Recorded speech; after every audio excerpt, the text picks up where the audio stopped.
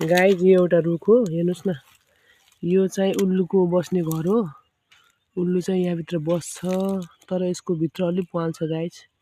यहाँबाट यस्तै देखाउन चाहिँ मिल्दैन है। ए ओइ विवेक, स्नेक हुन सक्छ, नलाग। हेर्नुस् त गाइज, कति अचम्मको कुरा छ। हेर्नुस् त। ल त छोप्ने उल्लुको बच्चा छोप्ने छैन भएपछि के गर्छ? हेर न को आउँछ यहाँ बस्न यो रुखमा? चल्ला बस्छ नि त्यो कपडामा हालिहालेर। अन्त चुप ल। यो हाम्रो गाउँको गाइज खरिफाट मस्रो पाकेर हेर, यो हात नलागिसक्ने मस्रो छ। त्यहाँ माथि एउटा यो मस्रो अमनको को त चोर जस्तो मस्रो। गाउँ हामी आफ्नो खेतमा आछौँ। हाम्रो घर चाहिँ यहाँबाट देखिरहेछ, हेर्नुहोस्। ओहो गाह्रो छ त, कसरी टिप्ने होला त विवेक मस्रो? उल्लुको घोलको लागि रुख चढ्नु परिरहेछ। ओ भगवान्, चढ्न। दुईटा चल्ला छोप्नु है, दुईटा चल्ला। उल्लु छोपेर सिधा यता फाल्नु है पहिला। त जाँदा छ है पहिला, अगाडि डर माने नि कसरी छोप्न सकिने हो त?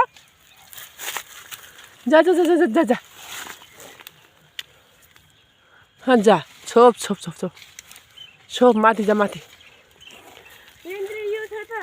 माछा माथि, अझ अझ माथि जा। उल्लु माथि छ, उयर अलि माथि उल्लु। हेर माथि त्यो टोटको भित्र हेर त, अर्को प्वाल छ त्यहाँ माथि। यो बच्चा डराउँछ र त? डराउने भए किन जान्छ फेरि? हेर्नुहोस् गाइज, माथि पनि छ उल्लुको बस्ने ठाउँ छ। यसलाई चाहिँ उल्लुको बच्चा चाहियो अरे, बच्चाको जिद्दी।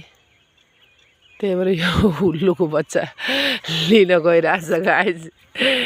यो बच्चा समाति सक्छ कि सक्दैन आई डोन्ट नो। अहिले उल्लुले ठुङ्ग्यो भने चाहिँ खान्छस् अहिले फेरि। जाके माथि जा, माथि छ उल्लु हेर परेर।